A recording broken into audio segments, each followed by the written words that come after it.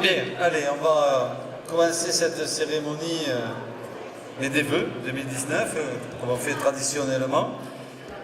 Tout d'abord, je tenais à excuser notre député. Je voudrais souhaiter la bienvenue à notre vice-présidente du conseil départemental, chère Sandrine Flores. Je veux remercier, mesdames et messieurs, les élus, je pense que municipaux et peut-être des villes voisines. Je salue la gendarmerie et les pompiers qui sont présents ce soir, qui vont sans doute venir. Je vais souhaiter aussi la bienvenue à la responsable du domaine du développement et de l'aménagement du pôle territorial nord de Toulouse Métropole, Madame Dreyer, qui était annoncée. Pascaline Pelou, qui est la directrice de l'EHPAD de Bruguière. Monsieur le curé est excusé. J'ai vu qu'il y avait des associations, des présidents qui sont nombreux aujourd'hui, et il y a aussi certains directeurs de sociétés qui ont évolué le prix de promologie que j'ai vu dans la salle. Toutes les personnes en fonction de vos grades et qualités respectives. Les parents d'élèves, j'ai vu aussi. Tous mes amis sont présents également. Voilà, d'abord des vœux bien sûr sincères de bonheur, de santé, de réussite pour 2019. Dans un contexte, bien sûr, 2018 qui a été fortement perturbé et compliqué.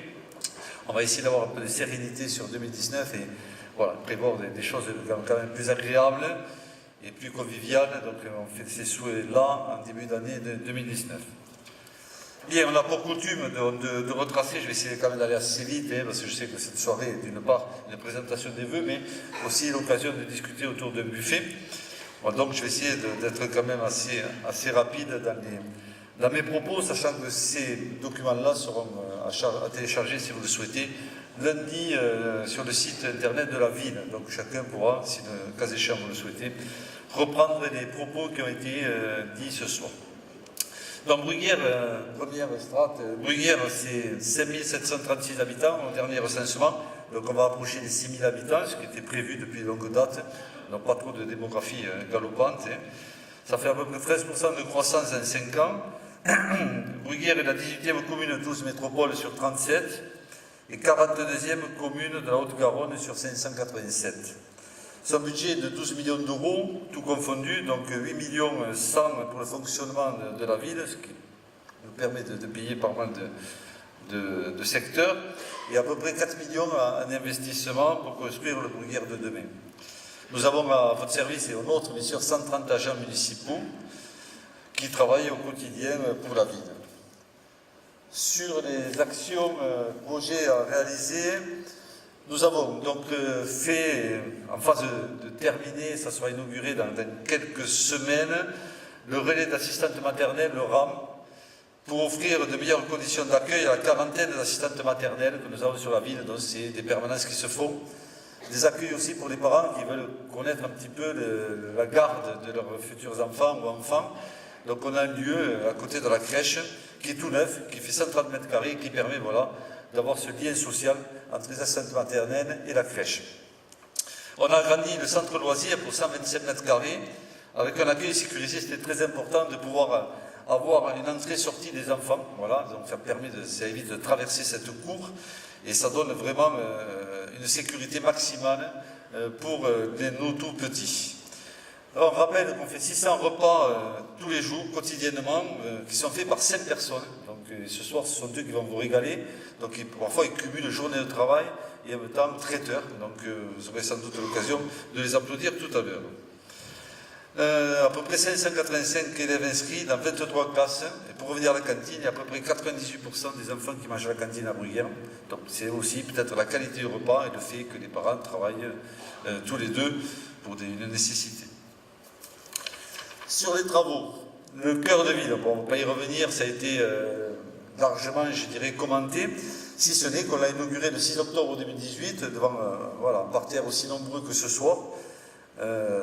On a investi 3 750 000 d'investissement avec le concours de Toulouse Métropole et du SDEG, c'est le syndicat d'électricité de la Haute-Garonne. Nous avons lancé les illuminations de Noël, peu de temps après, pour faire vivre pour la première fois, je dirais, la ville, avec surtout le concours des centres loisirs. Donc ça n'a pas été trop diffusé, mais on avait fait ça surtout en premier pour les écoles. Donc on a fait une petite fête pendant 2-3 heures sur cette place. Mais j'attends maintenant, on va rencontrer les commerçants prochainement, que cette place puisse vivre au travers des initiatives qui pourraient être portées et menées par nos commerçants locaux et par d'autres personnes aussi, et des commerçants, voilà, pour essayer d'avoir des animations un peu tout le temps par saison. Et aussi c'est l'occasion, donc on a fait ça le 5 décembre, l'idée c'est que l'année prochaine on puisse faire du 5 au 24, une petite animation tous les soirs, peut-être avec des chalets éphémères ou autres, on est en train d'y réfléchir et de regarder au budget, si tout rentre dans nos budgets municipaux, pour essayer voilà, de faire du 5 au 24 une animation tous les soirs pour lancer vraiment les fêtes à Bruguière et permettre aussi aux commerçants de prendre le relais. Logements sociaux, nous avons une ouverture de 36 logements sociaux au château et au Gamonin en 2018. Donc vous savez qu'on est contraint, et puis bon, c'est une volonté quand même municipale, de réaliser des logements sociaux. La commune compte désormais 309 logements sociaux, et encore 5-6 ans on en avait 0, donc quand même on peut voir, je dirais, les efforts qui ont été faits par la ville et les élus référents. Prochainement, seront livrés des jardins des Midis, c'est en haut de la côte, la petite bande qui va jusqu'à la rue des Bois. Et la briqueterie juste à côté, sur les terrains de Mme Fougniac à l'époque, après le parking, seront aussi livrés courant 2019. Il faut dire qu'avec Fabienne et d'autres personnes, nous travaillons en amont avec les promoteurs, que nous voyons de façon très régulière, pour bâtir un projet social qui s'intègre bien avec notre ville. Voilà, tous les projets sont mûris, travaillés, retravaillés, rediscutés, pour arriver à avoir quelque chose d'acceptable avec, je dirais, la volonté de tous métropoles et de la ville de Bruguière. Le centre communal d'action sociale, le social, donc c'est une inauguration de la taverne, c'est la petite salle qui se trouve, qui jouxte le château, qu'on a gardée pour y faire une salle qu'on a inaugurée en avril 2018. C'est une salle aussi, je le dis, tout le monde peut la louer, tout au moins des Bruguérois, à un tarif qui reste tout à fait modeste, mais qui peut se louer du vendredi au dimanche pour y faire des repas familiaux, des anniversaires ou des baptêmes, sachant que la strate, c'est 65 personnes assises qui sont acceptées et tolérées par rapport à la dimension de cette salle. Voilà, donc vous avez quand même une salle de qualité. Si vous êtes intéressé, n'hésitez pas à contacter le service social de la ville. Le CCAS aussi organise 2 sorties organisées en 2018, il faudra sans doute de même en 2019. Voilà, tout c'est vraiment aussi de faire attention aux sorties de l'âge d'or, pour avoir des sorties qui puissent se faire de façon, je dirais, intelligente. Et nous faisons, ce qui est important, montrer un peu l'importance du service, nous avons à peu près 250 rendez-vous sociaux dans l'année. Ça va d'une demande de renseignements basiques, de documents, jusqu'à un logement, jusqu'à des colis alimentaires, des soucis, je dirais, réguliers ou exceptionnels. Nous recevons toutes les personnes sur rendez-vous et ça représente près de 250 rendez-vous, sachant que des personnes reviennent souvent aussi. Donc, voilà. Donc on est quand même très attentifs à essayer d'avoir ce service de proximité au niveau du CCS. Le CCS, c'est aussi, mais depuis longtemps, ça vous le savez, c'est le portage de repas, on en livre 30 à 40 par jour, des cours de gymnastique, et la nouveauté depuis que nous avons cette salle, ce sont des cours d'informatique et de cuisine. Voilà. Donc pour l'instant, c'est l'informatique de base, et on apprend presque comment allumer, et charger, et aller naviguer au niveau d'Excel ou autre. On n'est pas dans le perfectionnement, mais voilà, on a la volonté de permettre aux gens ensuite de charger des photos, de pouvoir envoyer des mails et de communiquer parfois avec leurs familles qui sont parfois dans des pays un peu lointains. Et les cours de cuisine, voilà, c'est des repas à thème aussi qu'on va organiser pour qu'il y ait un lien social aussi entre toutes les personnes qui sont parfois isolées et qui cherchent à avoir une compagnie autour de la préparation de repas et de la dégustation de ce repas. On a le soutien à la recherche d'emploi, donc Sandrine est présidente du CBE, j'ai la chance de l'accompagner dans le bureau, et nous avons une antenne de Bruguière du comité de bassin d'emploi, 31, c'est 2 jours de présence par semaine, et nous recevons à peu près 300 personnes, voilà, qui viennent régulièrement pour des curriculums, pour des renseignements, pour des emplois, et le résultat est probant, on a bien beaucoup de CDD, de CDI, je ne sais pas si Sandrine pourra dire un mot tout à l'heure, mais c'est quand même, je dirais, un service de proximité qui n'est peut-être pas très médiatique, mais qui est très important pour les villes qui participent à ce bassin de l'emploi. Bruguière, vie économique. Donc, Bruguière dynamique, on a eu 4 nouveaux commerces en 2018. Donc voilà, on se félicite. C'est vrai qu'avant, c'était une année de travaux. Ça n'hésitait pas trop à investir et à ouvrir des commerces à Bruguière. Mais on a eu 4 nouveaux commerces à Bruguière. Le 5e, c'était Traces. C'est un petit peu compliqué. Il a ouvert une matinée. Et nous sommes, c'est un peu une énigme. Nous sommes en train de regarder le pourquoi de sa fermeture, je dirais, rapide. Donc voilà, le commerce redémarre et nous en sommes vraiment ravis. J'en profite aussi pour vous demander, voilà, de façon très simple, chez nos commerçants locaux, hein, voilà, donc on a la chance d'avoir pas mal de commerçants et la moindre chose, c'est voilà, de les faire travailler quand vous le pouvez. Hein. Donc c'est toujours le message que je fais passer auprès d'eux. Nous avons 250 entreprises sur Bruguière qui totalisent 3000 emplois, c'est-à-dire la moitié de la population, ce qui montre quand même notre richesse au niveau des bases d'entreprises, mais c'est une grosse partie logistique. On a quand même sur Bruguière 3000 personnes qui travaillent et qui font connaître Bruguière au quotidien. Et nous avions la volonté, et nous l'avons tenue, de faire revenir le marché de plein vent sur la place de la République, marché bien sûr que nous sommes en train d'essayer de dynamiser. Mais croyez-moi, faire venir les commerçants le dimanche matin n'est pas chose aisée, voilà, mais on s'y emploie et on a bon espoir avec la place et un peu d'animation qu'on puisse avoir un marché peut-être un peu plus important dans les années à venir. Économie sociale et solidaire, la zone industrielle de Bruguière a été retenue, c'est tout nouveau, par le service de développement économique de Toulouse Métropole, c'est piloté par mon premier adjoint Pierre-Bert Tourneau, pour mettre en place avec la Chambre de commerce et d'industrie et première brique, incubateur d'innovation sociale, une conciergerie d'entreprise. C'est tout nouveau et la métropole a choisi Bruguière pour faire cette étude-là. Plusieurs réunions sont prévues, notamment avec les entreprises locales, pour affiner le projet tout au long de l'année 2019. Donc on va essayer de mener à bien pour avoir cette conciergerie d'entreprise. Voilà, c'est un secteur un peu compliqué, mais on s'y emploie. Sur la sécurité et vidéoprotection, donc simplement, on a mis 19 caméras en fonctionnement, essentiellement au Bascala, autour de ce site, et à la base de loisirs. Alors, pour vous avouer, faute de financement, je pense que tous les financements sont partis en grosse partie à Toulouse, qui a mis plus de 350 caméras. Donc l'ADEME n'a plus des moyens pour financer les villes. Donc tant qu'on n'a pas ces moyens de financement, pour l'instant, nous restons en attente et au stade d'études d'implantation, ce qu'on avait prévu en amont, entrée et sortie de ville, voire certains squares. Pour l'instant, nous n'avons pas les moyens financiers pour réaliser ces projets-là, mais nous le gardons sous le coude, bien entendu. La police municipale, 2 ASVP sont partis et nous avons recruté un troisième policier qui est un chef et qui encadre les 2 policiers municipaux actuels. Sachant qu'il habite sur place en semaine, donc il a vraiment, je dirais, des horaires très larges de contrôle de la ville. Donc simplement, voilà, je sais qu'il a renforcé les rondes diurnes, 1 ou 2 fois par semaine. La police tourne jusqu'à au moins 21h, voire 22h le soir. C'est une nouveauté, mais vous ne le voyez pas parce qu'il fait froid et on va rester chez soi. Mais je peux vous garantir qu'ils sont dans leur voiture, et parfois à pied, ou à vélo, et ils essayent de sécuriser la ville et le commerçant. Stationnement, là je tiens à mettre petite attention, on a une zone 30 qui se trouve en face de l'opticien, qui sert essentiellement aux commerçants locaux, donc n'hésitez pas, et je vous demande vraiment de mettre le disque, de respecter la zone 30 sur ce petit parking, et après c'est des zones 1h30, 2h sur le reste de la ville.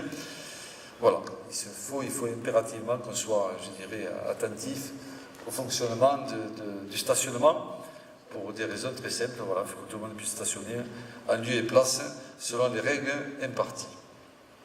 Sécurité civile, renforcement de la réserve communale de sécurité civile qui compte à ce jour 27 membres. On a eu malheureusement, je dirais, un examen lors de l'incendie de l'EHPAD. Là, on s'est rendu compte que le processus était bien huilé, puisque bon, tout le monde a eu ses missions, mais on a pu faire face de 7h du matin jusqu'à 22h30 pour répondre aux attentes et au relogement des 80 résidents de la maison de retraite. Le Bascala, je dirais que c'est une bonne nouvelle et je m'en réjouis, et tous mes collègues aussi élus sont ravis de voir que les derniers spectacles du Bascala se jouent à guichet fermé. Voilà. Donc il y a eu 5000 spectateurs depuis le mois d'octobre, 700 en moyenne par spectacle, grâce à une programmation électrique et de qualité, donc vraiment diversifiée. Quand j'ai vu la programmation, très honnêtement, j'étais sceptique à l'idée de remplir une salle, mais il faut faire aussi, je dirais, confiance à notre directeur et à son équipe. La preuve en est, c'est que vraiment il a réussi son pari. Et franchement, je tiens à les remercier parce que c'est un métier difficile. Et je suis vraiment très fier de l'équipe du basket. Alors, merci beaucoup.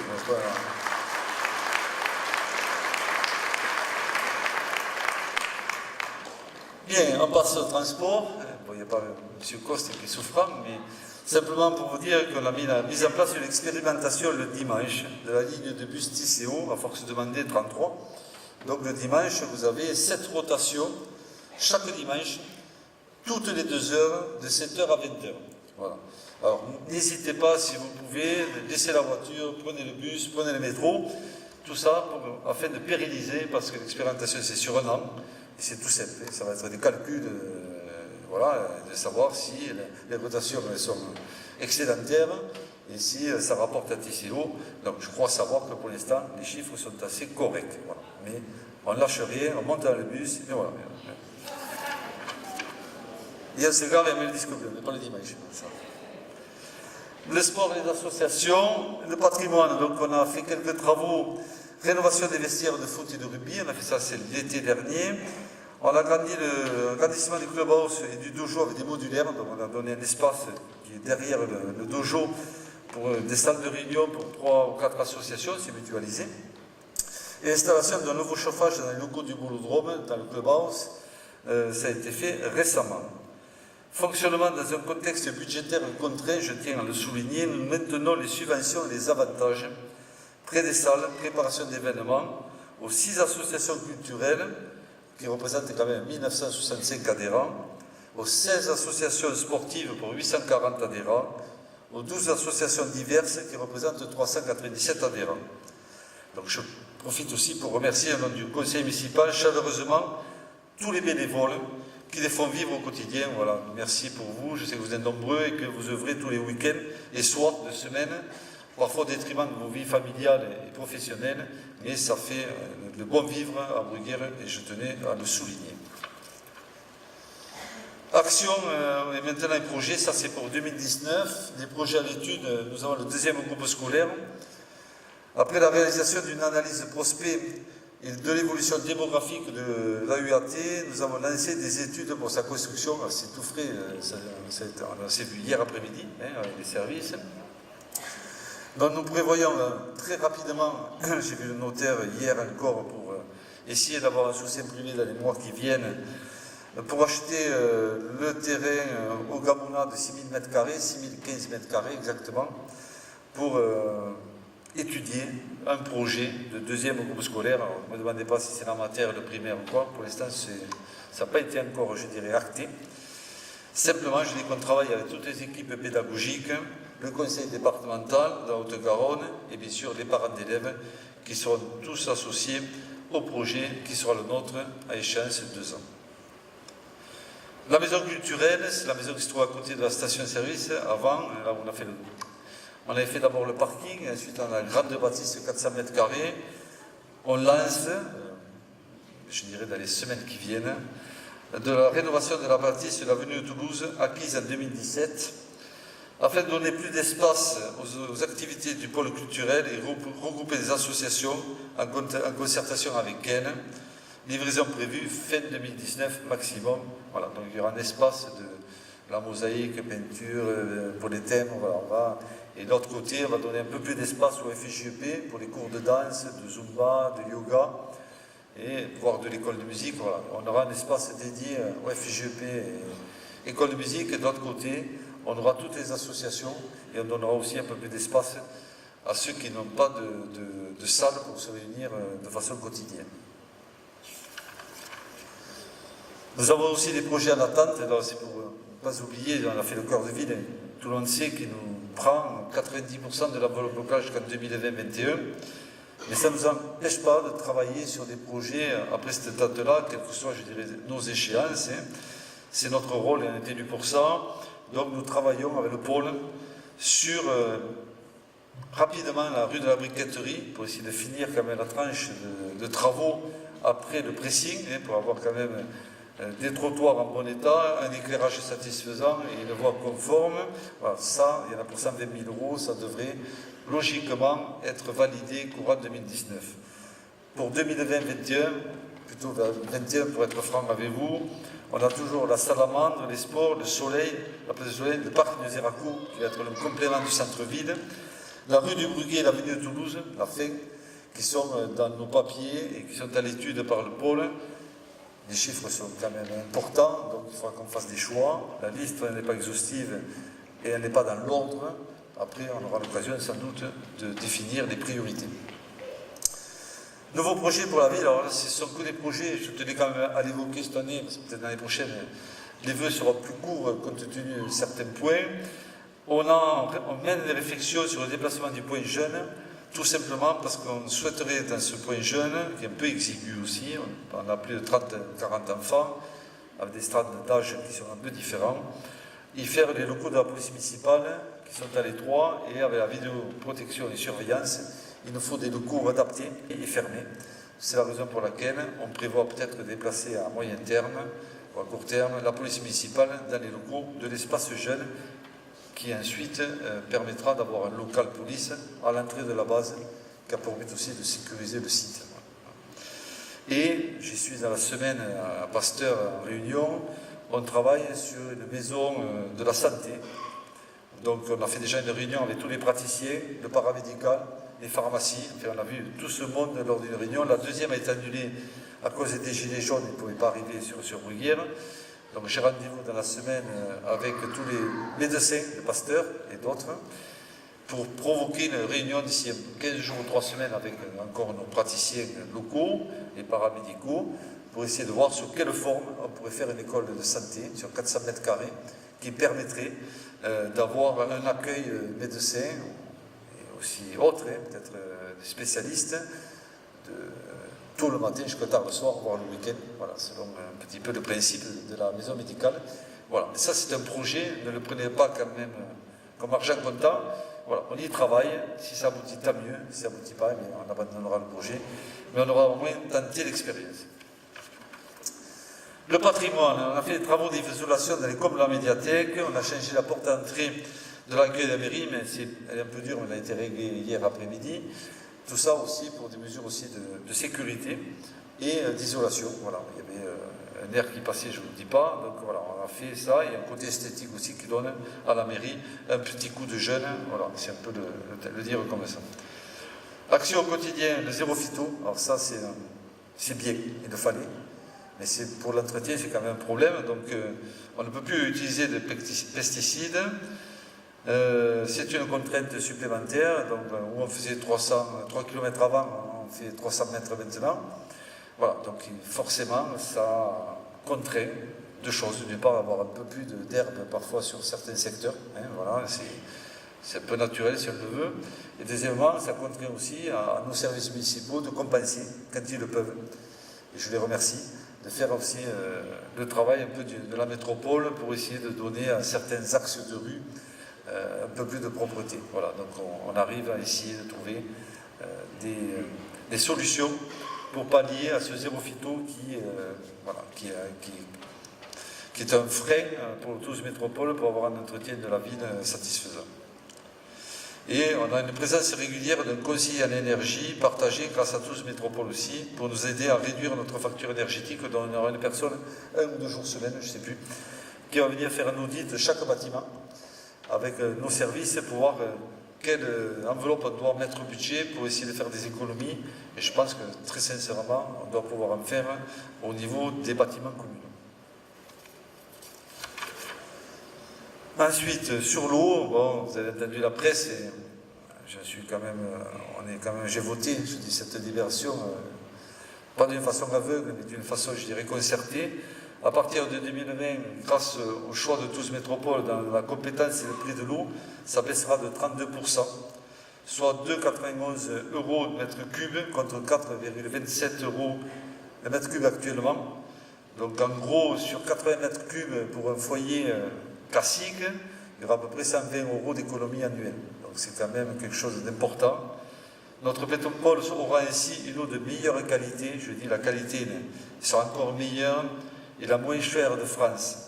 Un choix doublement gagnant. Donc les débats ils ont été très larges sur la régie et sur la DSP. Très franchement, je me suis positionné sur la DSP, je ne voyais pas comment on pouvait refuser une économie aussi importante avec une qualité de l'eau, je dirais, assurée. Donc d'où le choix de la métropole et des élus que nous sommes d'avoir choisi la délégation des services publics.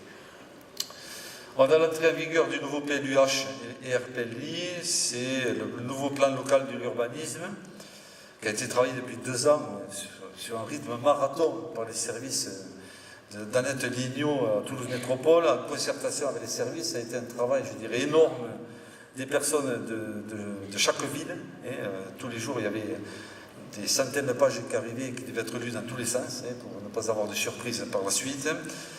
Ça a été fait à l'échelle de 37 communes. 37 communes ont le même règlement maintenant, ce qui est important quand même, avec les mêmes objectifs, logements sociaux et bien d'autres objectifs.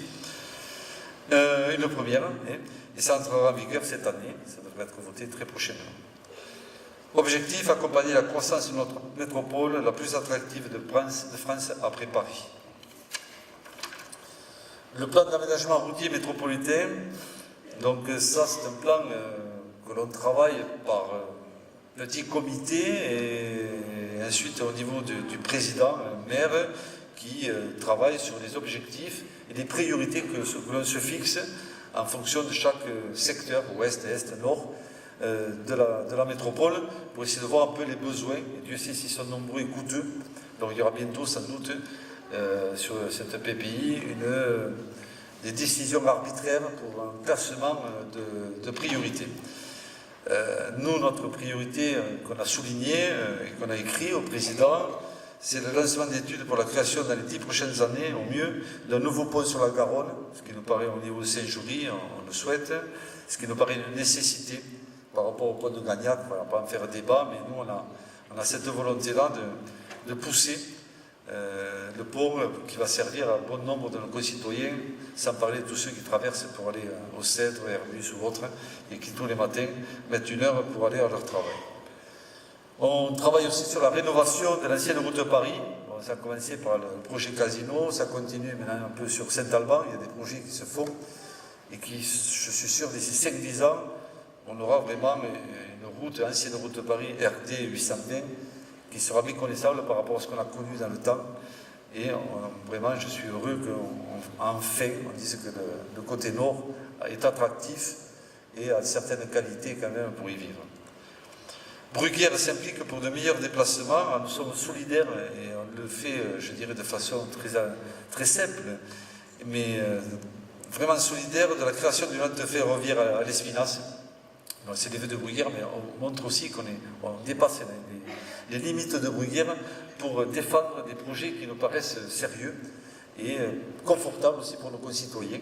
Donc on est convaincu qu'une halte ferroviaire à l'Espinasse, on va s'éjouir, mais on va peut-être plus facile à l'Espinasse, ce serait aussi quelque chose de bien pour nous, les résidents de Bruguière.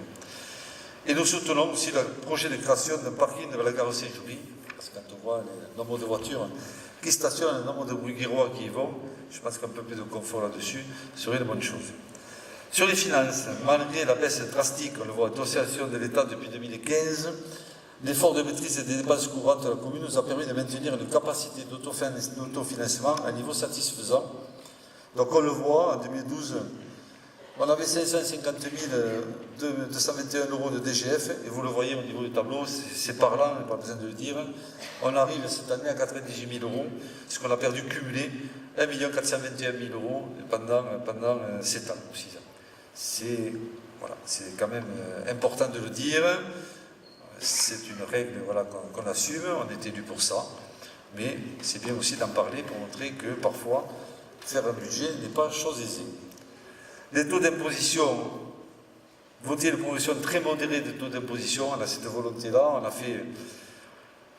fait 0, je crois, pendant 3 ans, on a fait 1% en 2017, 1,5% en 2018, là, on sera des proportions quasi identiques, entre 1 et 1,5%, sans doute sur le budget 2019, même si on n'a pas encore discuté au niveau de la majorité ou du conseil municipal. Mais voilà, il n'y aura pas d'augmentation démesurée sur le taux d'imposition, sachant que voilà, on est sensible aussi au portefeuille de chacun. Vous voyez la taxe d'habitation, le niveau de Bruguière, on ne va pas commenter les autres, hein, mais on est quand même bien placé au niveau des impôts locaux. Subventions reçues par la ville au niveau des finances. Sur la CAF, c'est quand même énorme, hein, on a eu 80% du montant total de l'opération. Sur le relais d'assistante maternelle et l'extension de la crèche, donc on a eu 284 000 € de subventions sur un total de 355 000 €. Voilà. Donc la CAF partenaire, je dirais, essentiellement des écoles aussi, comme le conseil départemental, finance, je dirais, de façon très large, quand le besoin ça fait ressentir, quand le personnel est là, et quand il y a aussi un projet important et soutenu par les villes, on arrive à avoir des aides de l'État, de la CAF.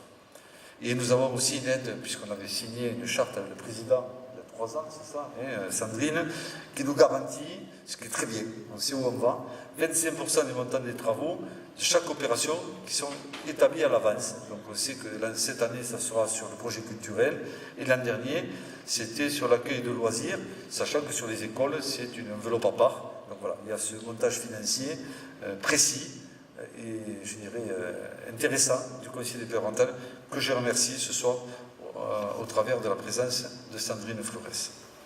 Donc on a eu 58 000 €. Ensuite, les investissements phares du mandat, j'ai bientôt terminé. La commune mène une politique active d'investissement malgré la baisse de dotation. Je répète, on a quand même investi en 4 ans 5 282 000 €, 664. Donc voilà, on a quand même eu une enveloppe, je dirais, conséquente d'investissement. On l'a connu mieux. Quand on a fait le Bascalan, on était à presque 12 millions d'euros sur l'année, mais les recettes étaient différentes et importantes. Donc on s'adapte aussi aux finances et aux besoins de la collectivité. Voilà, donc j'en termine par simplement un clin d'œil de ce qui se fait. Vous avez la cérémonie des vœux tout à fait en haut, avec le repas des seniors, ensuite le défilé du carnaval, pour montrer un petit peu les activités de la ville. Un grand tournoi de judo des Lions, aussi ça s'est fait. Les crêpes Pascal de Bac 2000 qui vont être répétées cette année. Le repas des anciens élèves dans l'ordre, le repas des quartiers. C'est le quartier des Genêts, je crois, cette année, au mois de mai. La soirée champêtre traditionnelle de début juillet qui lance un petit peu les festivités de l'été et d'été, les vacances. La cérémonie des nouveaux arrivants, c'est en septembre, donc on recommence. Le marché de Noël en décembre à la salle de Xeraco qui a connu un succès aussi important cette année. Le lancement des illuminations, c'est quelque chose de nouveau. Et le traditionnel feu d'artifice à la soirée champêtre en juillet. Donc je terminerai, avant de laisser sans doute la parole à Sandrine, sur des remerciements, donc dans un contexte financier quand même assez compliqué. Je voudrais remercier les 130 agents qui travaillent pour la ville. Je pense que voilà, on dit les fonctionnaires, mais les fonctionnaires ils bossent, croyez-moi, que surtout quand vous avez à la tête des élus qui demandent énormément de choses, voilà, qui mettent une pression, je dirais, permanente. On a du personnel de grande qualité à Bruguière, je parlais du Bascalan tout à l'heure, mais il y a le CTM, voilà, il y a l'accueil enfance et jeunesse, on a une crèche, on a un pôle culturel, on a une école de musique, voilà, on a des services, et tous ces services, je pense, que rendent des qualités énormes, on a, je pense, des retours qui sont bons, voilà, et vraiment on le doit vraiment au personnel et à son encadrement. Voilà. Et donc les élus, nous sommes ravis de travailler dans cette ville avec, je dis, ce personnel qui est vraiment de grande qualité. Et en même temps, je me remercie aussi les élus qui m'accompagnent depuis un certain nombre d'années pour certains, et que je remercie publiquement de leur investissement, de me soutenir, voilà. Parfois, c'est compliqué, mais voilà, j'ai du caractère, mais voilà, je vous remercie toutes et tous de m'accompagner. Voilà, j'en ai terminé. Je vais réitérer mes vœux de bonne santé pour 2019. Voilà, à tous et à tous. Et après, je vous donnerai rendez-vous autour du buffet qui a été confectionné par la cantine municipale. J'espère que vous allez vous régaler ce soir. Voilà, merci à vous.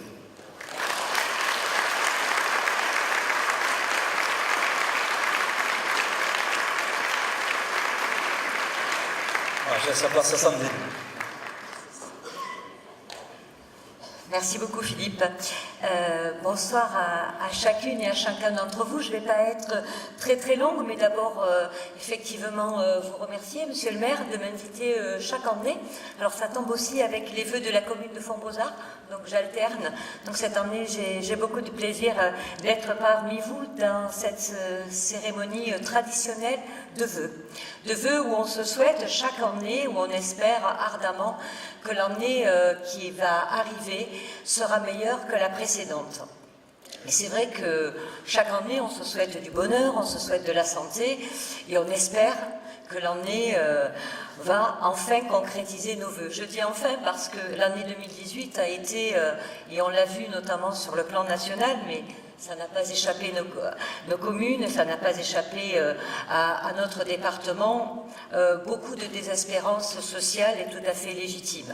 Il y a beaucoup de mouvements sociaux et même si nous ne sommes pas des élus nationaux, au niveau local, on a conscience de la désespérance sociale qu'il y a aujourd'hui dans ce pays, mais parce que nous sommes aussi des élus locaux, et peut-être parce que nous sommes des élus locaux, on a aussi des fois des raisons de se réjouir. Parce qu'au quotidien, même si on n'a pas de baguette magique, ben les uns et les autres, les uns avec les autres, on essaie de résoudre les questions que vous vous posez. Et je vous remercie de me donner la parole chaque fois pour rappeler ce que nous faisons. Ça a été fait pour la ville de Bruguière dans tous les domaines et je salue tous les élus de la ville de Bruguière qui t'entourent, tous sans exception, parce que chacun apporte sa pierre à l'édifice. Alors des fois peut-être aussi dans la contradiction, mais c'est comme ça, on en parlait tout à l'heure, que le débat démocratique apporte sa richesse et c'est comme ça qu'on construit les uns avec les autres. Personne n'a la vérité révélée et c'est intéressant d'entendre tout ce qui s'est dit et c'est comme ça qu'on construit nos politiques publiques. Et c'est vrai qu'à Bruguière, en partenariat avec le conseil départemental, on fait énormément de choses.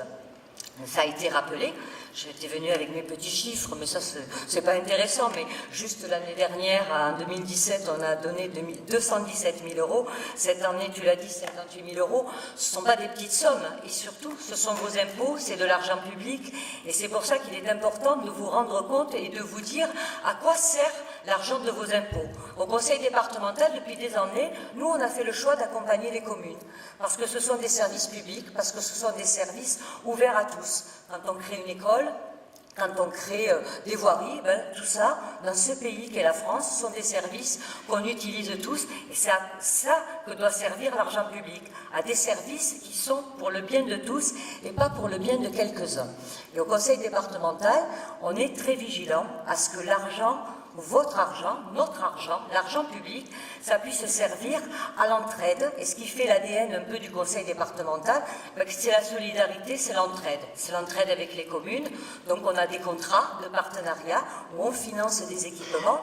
Je le dis parce que ça ne se fait pas dans tous les départements de France. Et nous, c'est un choix volontariste d'aider les communes parce que c'est pour aider les habitants qui y vivent. L'entraide, c'est aussi avec les associations. Et ici, en particulier à Bruguière, elles sont extrêmement actives. Tout à l'heure, j'ai vu Madame Oustric du Don du Sang, j'ai vu le nouveau président de l'Âge d'Or, Melchior.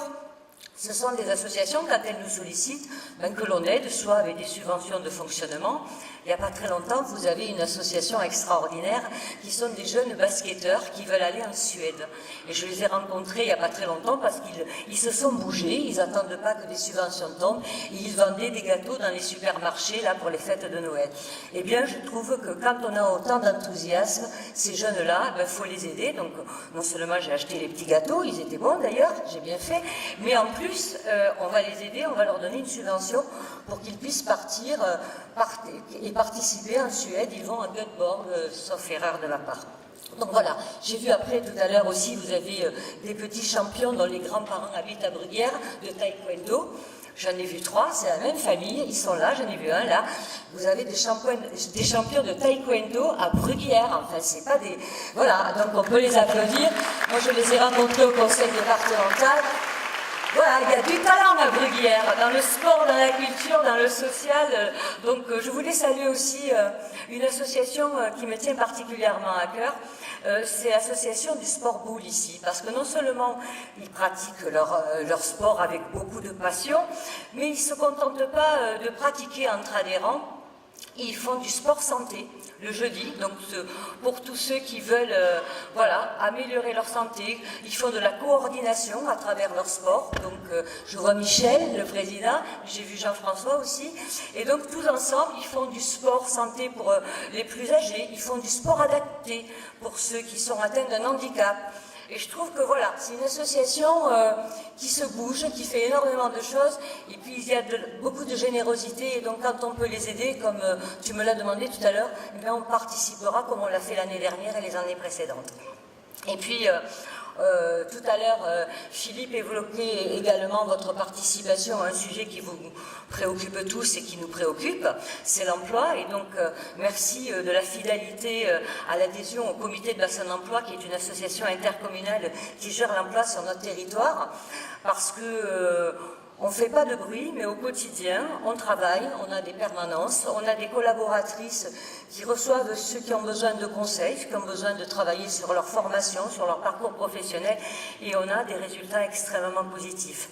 Donc je voulais remercier Philippe Planta de la fidélité à cette structure parce qu'elle est importante, ça fait 20 ans qu'elle existe et je voulais faire un clin d'œil particulier à une adjointe, Marina Garcia, parce qu'elle est toujours présente et fidèle. Elle a pris le relais de Marie-Jo et qui était aussi fidèle et qui venait et qui travaille assidûment parce que sur les questions d'emploi, il n'y a pas une structure qui détient la vérité, il y a des hommes et des femmes qui les uns avec les autres, avec leur énergie, apportent des solutions. Donc je voulais vous remercier pour ce travail et pour cet accompagnement. Ça se fait avec les CCAS, ça se fait avec les élus qui s'occupent du logement. Voilà, on essaie de mettre en place des synergies pour vous apporter concrètement des solutions.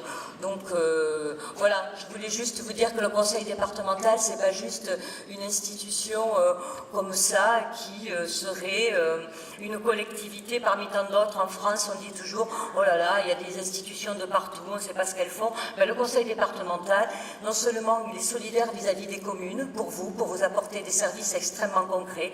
Il est solidaire de l'ensemble des associations, parce que sans association, dans nos communes, il n'y a pas de lien social, il n'y a pas de cohésion sociale. Ou alors il n'y a que des clubs privés, mais alors il n'y a que ceux qui ont les moyens d'aller dans les clubs privés, qui pratiquent du sport ou qui pratiquent de la culture. C'est pas tout à fait moi personnellement comme ça que je vois la vie en société. Il faut des associations, il faut des services publics, c'est comme ça qu'on avance les uns avec les autres. Et puis je voulais juste saluer aussi quelqu'un qui est important parce que dans un pays comme la France, où la République est souvent attaquée, il faut se rappeler du passé, il faut se rappeler de l'histoire. Il y a des anciens combattants qui font ça très très très bien et moi je suis heureuse de voir de nombreux enfants qui viennent aux cérémonies commémoratives. J'ai aperçu M. Demouche tout à l'heure qui est le président des anciens combattants et c'est aussi parce qu'il y a des gens comme lui qui conservent la mémoire de ce qui s'est passé dans notre pays, qui nous permet de retenir les bonnes leçons de l'histoire qu'on fera vivre notre République et notre pays que nous aimons tous. Merci beaucoup de votre attention et je vous souhaite vraiment du fond du cœur une très belle année.